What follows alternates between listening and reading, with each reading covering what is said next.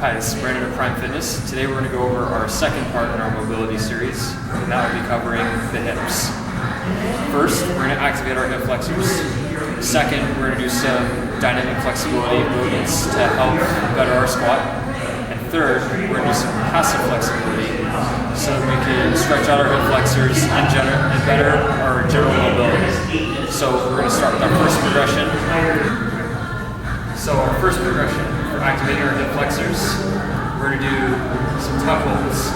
So what you're going to do is you're going to turn to your side, keep a straight back, rotate your shoulders down and back, squeeze your legs together, activate your core, and then you're going to pull your knees up to your chest.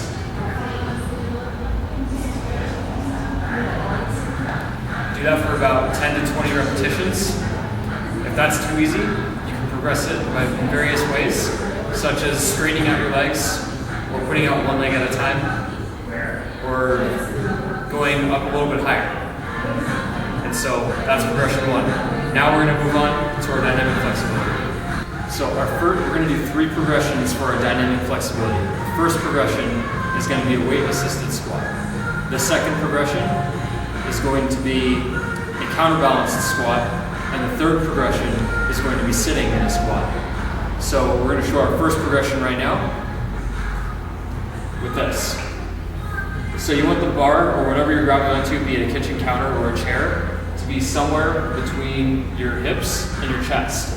You're going to grab onto it, roll your shoulder blades down and back, keep your neck straight up, and you're going to sit your hips down and back. So you're just sitting on your heels, you're going to stay down there for about 4 seconds, and come back up.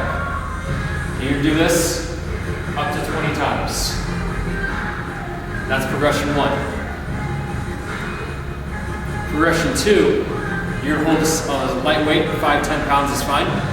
Hold it right in front of your chest. You can put your feet about shoulder width apart.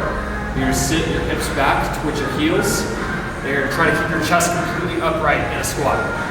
When you get to the bottom, you should stay there for about 2 to 4 seconds. 1, 2, 3, 4. Come up. And that'll be progression 2. Progression 3, just sit in a squat. Get all the way down to the bottom. Push your knees out. Keep your chest up high. Hang out there for a good 30 seconds. And that'll help you better your squat. Alright, so part 3 of our hip mobilities is going to be passive flexibility, so we can better our general mobility. So what we're going to do first is what's called a 90-90 stretch. So we're going to get down in sort of a lunge position.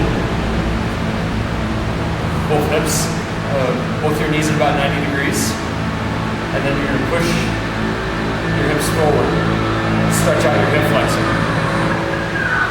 You're going to hold that for about 30 seconds. Get a nice stretch in it.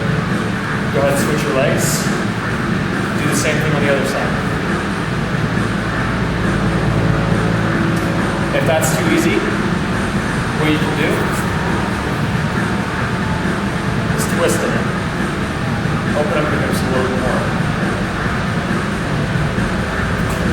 That's progression 1. Progression 2, forward. We're going to put our foam roller down on the floor. Lay on it with our hip flexor and do some self-massage for about 30 seconds. That'll help loosen it up. After you're done with one side, switch to the other.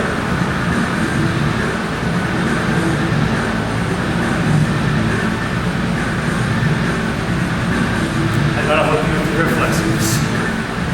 The third thing that we're going to do is we're going to get down to our squat again, and we're going to push our knees out with our elbows. This will stretch the adductor complexes, and it'll help strengthen your abductor complexes, which is a common imbalance in most people.